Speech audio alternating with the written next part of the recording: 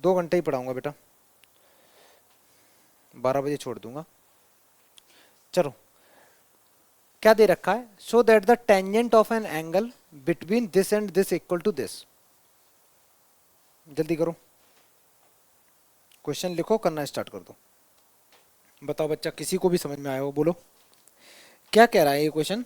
एक इक्वेशन ये दे रखी है और एक इक्वेशन बच्चा ये दे रखी है। तुमसे बोला है कि स्लोप इन दोनों का जो टेंजेंट है, tangent of an angle, tangent of an angle का मतलब होता है टेन थीटा, है ना। कोटेंजेंट होता कॉट थीटा होता। तो हमें बेटा ये जो इक्वेशन है, इससे तुम लोग मेरे को बताओ बेटा इसका स्लोप क्या होगा, m1 क्या होगा। तो स्लोप का फॉर्मूला होता है -a/b। a की वैल्यू क्या है, a का मतलब क्या है, x का कोफिशिएंट कितना है बेटा, 1 नहीं है, 1/a, 1/a। अरे x के साथ जो भी मल्टीप्लाई कर रहा है वो सारा x का कोफिशिएंट होता है ना। तो x का कोफिशिएंट है 1/a डिवाइडेड बाई b का कोफिशिएंट है 1/b। अगर मैं इसको और अच्छे से लिखूं बेटा तो ये -b/a बन गया m1। ये तुम्हारा स्लोप आ गया m1। आगे सुनो, जो दूसरी लाइन दे रखी है उससे अगर मैं स्लोप m2 निकालूंगा तो वो भी -a/b के इक्वल आएगा, that is -1/a divided by -1/b। और एक माइनस पहले से होता है, नहीं मैंने लगा दिया, इससे ये कैंसिल हो गया बेटा, ये आ गया b/a। m1 आ चुका है, m2 आ चुका है। क्या तुम लोग टेन थीटा नहीं लिख सकते हो डायरेक्ट बेटा। टेन थीटा का क्या फॉर्मूला है, m1 minus m2 divided by 1 plus m1 m2, यही तो फॉर्मूला है। m1 की वैल्यू निकाली है -b/a, इसकी वैल्यू है बच्चा b/a whole divided by 1 plus -b/a and b/a। ऊपर सॉल्व किया, ऊपर बन गया -2b/a होल डिवाइडेड बाई, नीचे बेटा सॉल्व करेंगे तो ये बन जाएगा 1 प्लस b² / a²। मैंने थोड़ा सा गलत लिखा, प्लस माइनस हो जाएगा ये b² / a²।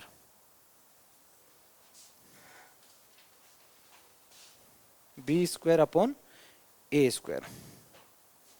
नीचे एलसीएम ले लो तो -2b/a, नीचे एलसीएम आएगा a² -b² अपॉन में a²। बेटा ये एक ए से ये एक कैंसिल और ए ऊपर चला जाएगा, ये ए ऊपर और चला जाएगा, तो बचेगा माइनस का 2ab divided by a² -b² का मॉड।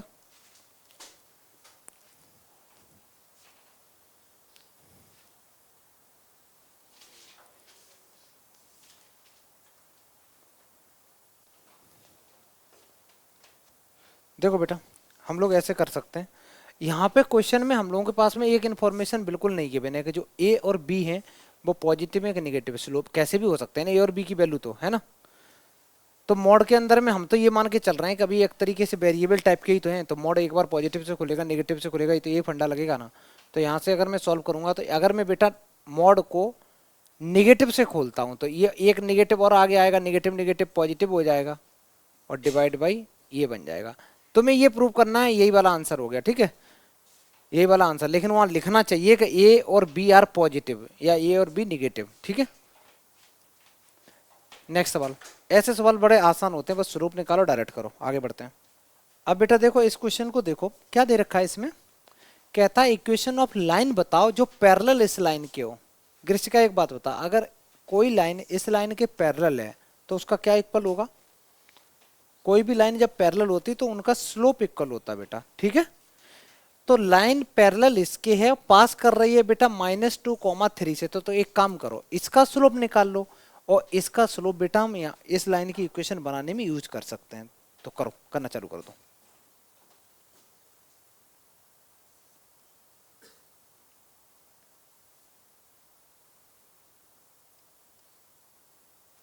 डायरेक्ट ऐसे लिख दो 3x -4y + 2 = 0। यहाँ से स्लोप निकालेंगे, स्लोप को m से डिनोट करेंगे तो ये आ जाएगा बेटा -a/b। तो m की वैल्यू आ जाएगी -3/-4, 3/4 आ गया बेटा। स्लोप आ गया ना। अब स्लोप आ चुका है, पॉइंट तुम्हें पहले से पता है, क्या इक्वेशन नहीं लिख सकते हो? क्योंकि इस लाइन के पैरेलल लाइन ड्रॉ करनी है, तो पैरेलल करनी, इसका मतलब स्लोप तो ये यूज कर सकते हो, बस पॉइंट ही तो चेंज करना है। तो इक्वेशन ऑफ लाइन जो होगी y इक्वल टू कौन सा फॉर्मूला लगा सकते हो? तुम्हारे पास दो तरीके हैं, ऐसे लिख सकते हो ना, y minus y one equal to m times x minus x one. तो ये बनेगा y minus y one equal to m times x minus x one. तो y माइनस वाई वन की वैल्यू है बेटा 3, एम की वैल्यू है 3/4, x minus x one की value -2, that is minus minus plus. इसको चाहो थोड़ा सा सॉल्व कर दो, आंसर आ गया। ये 4 उधर जाके मल्टीप्लाई करेंगे तो आ जाएगा 4y minus 12 equal to 3x plus 6। और सॉल्व किया तो मैं लेफ्ट में लेके आ गया बेटा, ये माइनस का 3x प्लस का 4y minus 12 minus 6 equal to 0। तो minus 3x plus 4y minus 18 equal to 0 is the right answer, है ना बेटा? आसान तरीका था क्वेश्चन करने का। नेक्स्ट क्वेश्चन करते हैं, जल्दी करो स्पीड में। क्वेश्चन दे क्या रखा बेटा? इक्वेशन ऑफ लाइन बतानी है तुम्हें जो परपेंडिकुलर हो इस लाइन के और जिसका हैविंग एक्स इंटरसेप्ट 3 हो, एक्स इंटरसेप्ट 3 हो। तो पहले तुम्हें जो इक्वेशन है बेटा, उस इक्वेशन को मैं लिख के स्लोप निकालूंगा। इसका स्लोप कितना निकल के आएगा? इसके स्लोप को बच्चा मैं m1 ले रहा हूं, ठीक है। इसका आएगा -a/b, दैट इज -1/-7, तो 1/7 आ गया बेटा। अब सुनो, हमें यार इक्वेशन जो निकालनी है वो इस लाइन के क्या होनी चाहिए? परपेंडिकुलर होनी चाहिए। तो तुम्हें पता है कि m1 m2 इक्वल टू -1 होता है ना। तो मेरे पास जो m2 निकल के आएगा वो -1, सीधी सीधी बात है, उल्टा आ जाएगा। कितना आ जाएगा बेटा? गलत आंसर, -7 आएगा ना। तो m2 की वैल्यू बेटा -7 आ जाएगी। तुम्हें जो इक्वेशन बनानी है वो ये वाला स्लोप यूज करना, क्योंकि परपेंडिकुलर का केस है। ये वाला स्लोप यूज कर लो, वो वाला इंटरसेप्ट यूज कर लो। तो इंटरसेप्ट जब दे रखा तो इंटरसेप्ट का मीनिंग क्या है? कोऑर्डिनेट क्या होंगे एक्स इंटरसेप्ट के? 3,0। तो पासिंग पॉइंट तुम्हारा हो गया बेटा, पासिंग पॉइंट लिख सकते हो, पासिंग पॉइंट हो गया तुम्हारा 3,0, ठीक है। अच्छा, तो इक्वेशन ऑफ लाइन लिख दो। इक्वेशन ऑफ लाइन हो गया y minus y one equal to m times x minus x one. तो y माइनस वाई वन का मतलब ये वाला बेटा, जहां से पास कर रहे हो, तो ये वाला पॉइंट x1 है, ये वाला पॉइंट बेटा y1 है। m की वैल्यू अभी अभी निकाली थी -7, x माइनस x1 की वैल्यू 3 है। इसको सॉल्व किया तो y इक्वल टू आ गया -7x plus 21। This is the correct answer. ऐसे भी करके छोड़ सकते हो, ठीक है बेटा। नेक्स्ट सवाल करेंगे, जल्दी जल्दी कर लो बेटा। ये मैं नहीं बताने वाला, तुम लोग खुद करो। इक्वेशन दे रखी है तुमसे, x और y इंटरसेप्ट पूछे। x इंटरसेप्ट y इंटरसेप्ट क्या होते हैं? x/a plus y/b equal to 1। तो इस इक्वेशन को पहले क्या करोगे? 8 को राइट में लेके जाओ, फिर -8 से डिवाइड कर दो। करो जल्दी। चलो बेटा, मैं मान लेता हूं कि तुम लोगों का आ रहा होगा। सबसे पहला स्टेप क्या रहेगा? सबसे पहला स्टेप रहेगा कि जो भी इक्वेशन है -8 डिवाइड बाई -8 से डिवाइड करेंगे बेटा, क्योंकि राइट में मेरे को 1 बनाना होता है। तो ये बन जाएगा 3x divided by -8 -4y divided by -8 equal to 1। ये माइनस से माइनस कैंसिल बेटा, 4 से ये 2 टाइम्स कैंसिल। इस 3 को मैं नीचे लाऊंगा तो x अपॉन -8/3 आ गया, प्लस y/2 इक्वल टू 1। तो x इंटरसेप्ट क्या आ गया बेटा? और y इंटरसेप्ट क्या आ गया तुम्हारा? बहुत बढ़िया, राइट आंसर है।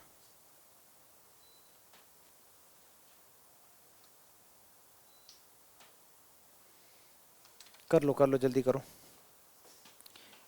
Therefore x intercept equal to हो गया -8/3 एंड वाई इंटरसेप्ट हो गया तुम्हारा 2। ये तुम्हारा आंसर हो गया। नेक्स्ट हटा दें बेटा, आसान सवाल था। अब ये वाला सवाल देखना बेटा, ये इंपॉर्टेंट सवाल है क्योंकि मैंने तुम्हें इसका प्रोसीजर बताया था कैसे करना है ना। प्रोसीजर बताया था कैसे करना है, नॉर्मल फॉर्म में कन्वर्ट करना। बाकी की फॉर्म में कन्वर्ट करना तो यार बिल्कुल आसान है, कुछ होता भी नहीं है खास, बस इसी फॉर्म में थोड़ी सी मेहनत की जरूरत है। तो करते हैं। क्वेश्चन तो लिख लिया बेटा, स्पीड में लिखो बेटा, समझते हैं। इसके अगर मैं स्टेप्स में जाऊं बेटा, ध्यान से सुनना। तो पहला स्टेप मैंने लिखाया था कि जो भी लिखा होता है उसको क्या करते हैं, कांस्टेंट को राइट में ले जाएंगे और कांस्टेंट को प्लस बना देंगे, पॉजिटिव बना देंगे। पहला स्टेप ये था। उसके बाद एक्स का कोफिशिएंट और वाई का जो भी कोफिशिएंट होता है उससे हम लोग उसके स्क्वायर का रूट लेके डिवाइड करते हैं। तो मैं कर रहा हूं बेटा, सबसे पहले मैंने लिखा 8 को राइट में ले गया। एक बात बताओ, जिसको राइट में ले गया, राइट में पॉजिटिव है कि नेगेटिव है? पॉजिटिव है। तो क्या हमें -1 से मल्टीप्लाई करने की जरूरत है? नो, कोई जरूरत नहीं, कोई जरूरत नहीं। अब नेक्स्ट स्टेप रहेगा, हम लोग डिवाइड करेंगे। कोई बच्चा बताएगा किस चीज से डिवाइड करेंगे? डिवाइड बाई अंडर रूट में रूट, वेरी गुड, √3 का स्क्वायर प्लस 1 का स्क्वायर। अगर मैं इसको सॉल्व करूं तो ये बन जाएगा, ये बेटा 3 प्लस ये 2 बन जाएगा ओवरऑल, है ना। तो 2 से इसको दोनों तरफ डिवाइड करेंगे तो ये बन जाएगा √3/2x 1/2 into y equal to 4 बन गया। ये जो इक्वेशन आई है इसको इक्वेशन नंबर 1 लिख दो। इसके नीचे लिख दो बेटा x cos omega plus y cos omega y sin omega equal to p। इन दोनों इक्वेशन को बेटा तुम्हें कंपेयर करना है, बस खत्म कहानी। by कंपेयरिंग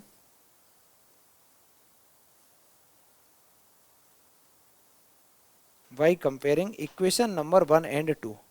1 और 2 को अगर मैं कंपेयर करूं तो ध्यान से देखना, x का कोफिशिएंट ऊपर क्या है, नीचे क्या है?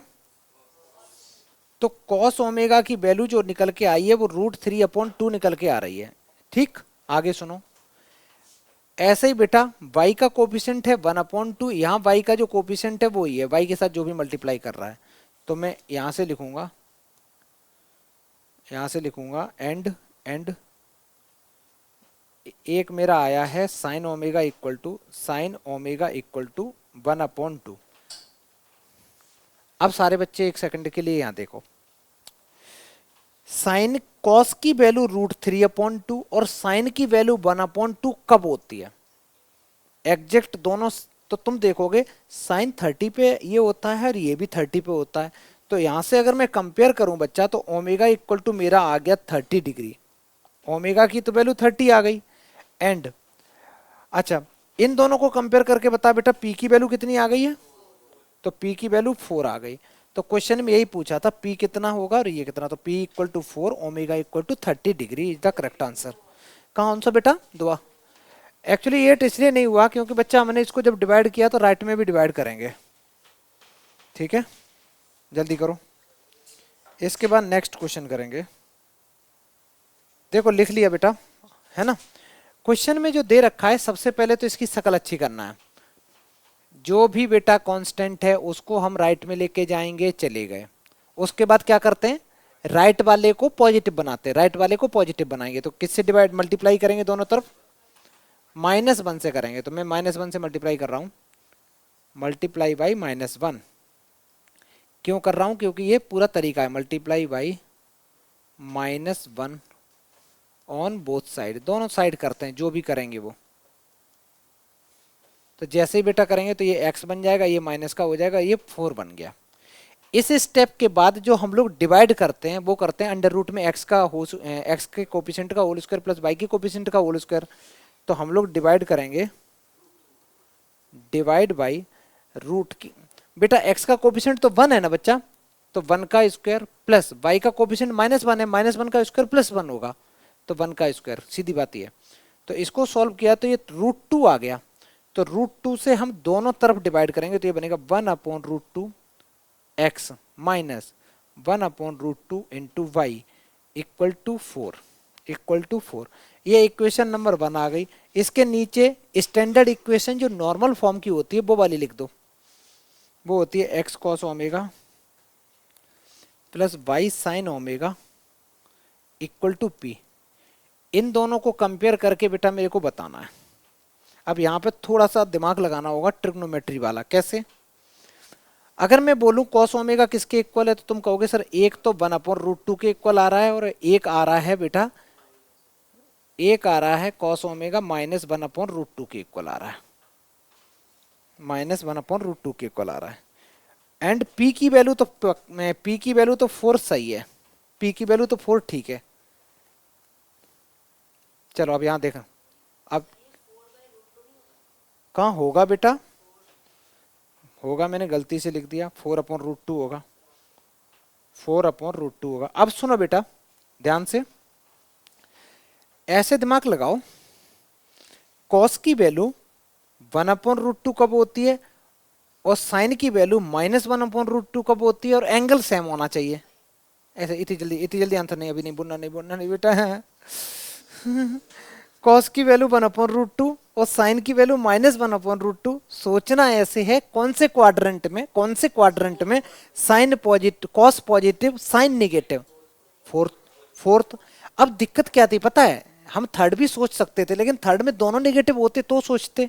एक्चुअली क्या है, क्योंकि क्वाड्रेंट तो हमारे पास 4 ही हैं, तो अब इसमें क्या है, इसमें तो दोनों के दोनों कैसे होते हैं, निगेटिव होते हैं, तो हम थर्ड में ले नहीं सकते। सेकंड में क्यों नहीं ले सकते, क्योंकि सेकंड में साइन पॉजिटिव होता है, हमें तो नेगेटिव चाहिए। तो मेरे पास बचा सिर्फ फोर्थ क्वाड्रेंट जो ये कंडीशन सेटिस्फाई कर रहा है। अब फोर्थ क्वाड्रेंट में डायरेक्ट जाने का कोई लॉजिक नहीं है। ऐसे सोचो, ये कितना लिखा है 1/√2, तो कॉस की वैल्यू वैसे 1/√2 होती है 45 पे, जैसे इस बच्चे ने बोला था होती है। तो 45 डिग्री बेटा ये होता है, यही तो होता है 45 डिग्री। और हमें इधर ऊपर नहीं जाना, हमें कहाँ जाना है, नीचे जाना है।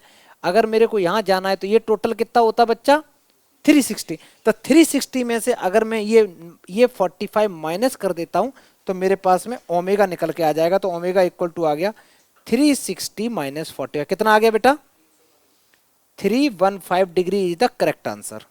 समझ में आया? आया बेटा?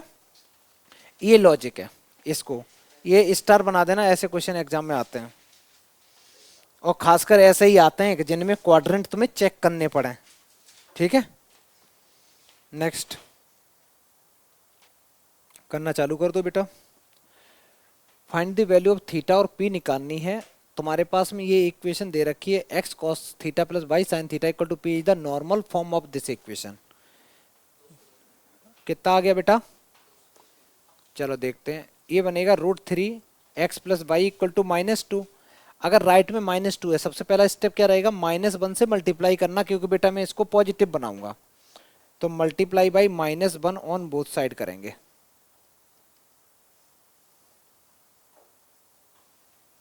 -1 से दोनों तरफ मल्टीप्लाई कर देंगे तो ये बनेगा √3x माइनस वाई, क्या बेटा हो गया, ये हो गया।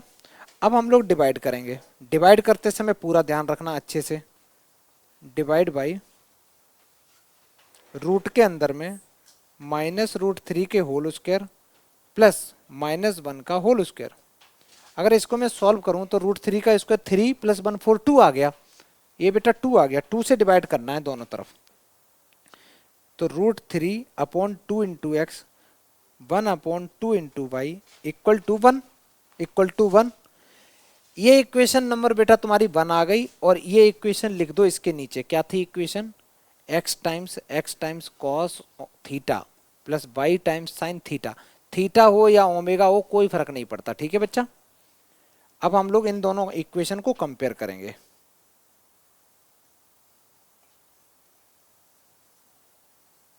y comparing equation 1 and 2।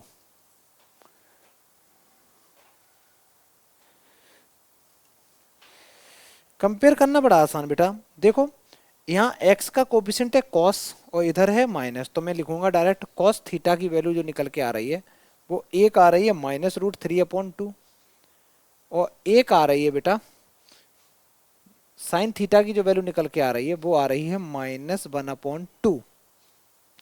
अब फिर से वही कहानी यार,